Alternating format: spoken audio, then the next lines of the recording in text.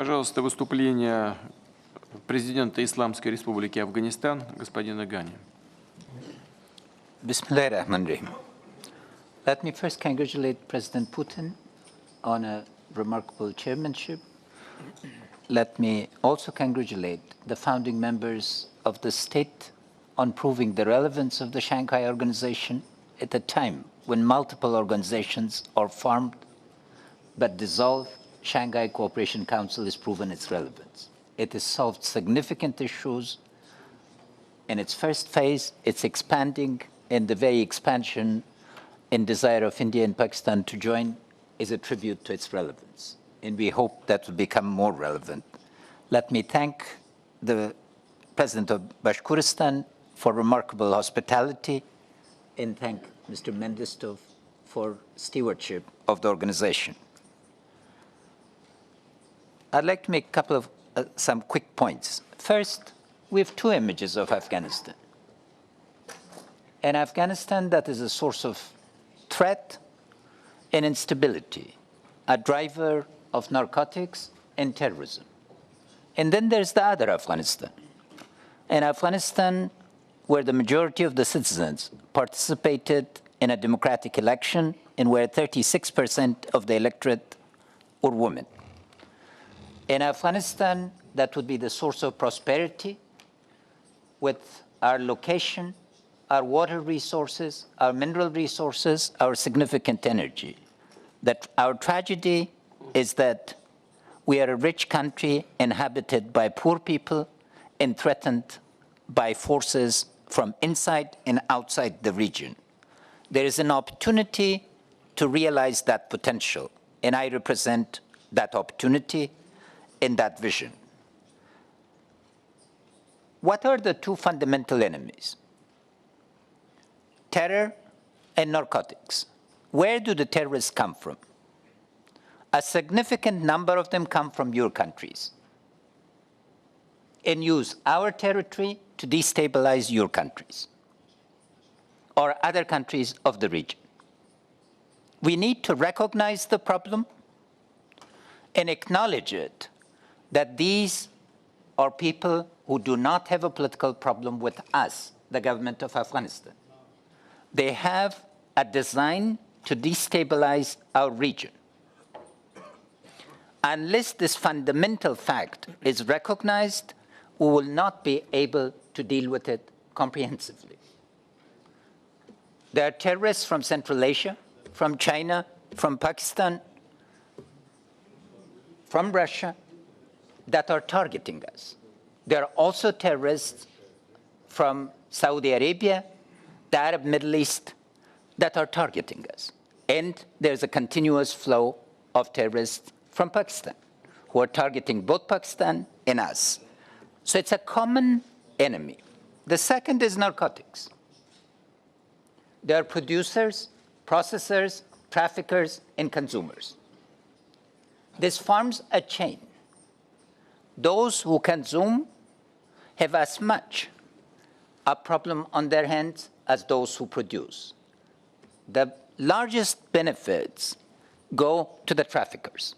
UNODC has documented this beyond belief, beyond doubt, and it is important to recognize that this criminal economy, narcotics economy, provides the bidding and the enabling conditions of finance for terrorism. They are interrelated, so it's the same problem. We have in the Daesh presence. I'm pleased to report that in the last 3 days, we've eliminated Shahidullah Shahid and Gulzaman, two of the most important leaders of TTP and Daesh. So what are we doing? 120,000 international troops left our country. Everybody expected a vacuum. Our 354,000 strong national forces are seeing action every day. We are losing lives, but we are engaged in a project to combat and overcome the common enemies. What are our shortcomings? Air support and equipment. The international component of our assistance is in place, the regional component is not in place. What we need is a common regional strategy to be able to overcome and own the problems that are a threat to the region. Because of this, we would propose close counterterrorism cooperation. What is the most fundamental aspect of this? Common intelligence sharing, common analysis, common action. But also, it requires a common framework of verification. Where do these people come from? Who are they supported by? How are they financed? Who benefits from them? Because without those components in place, the job will remain half done. There is another component, and we acknowledge the Taliban are an Afghan problem. I'm pleased and want to thank the government of Pakistan, China, and the United States for facilitating the first direct conversation. It is important that we realize that the psychological shift must result in changes in the ground in order to prove its relevance.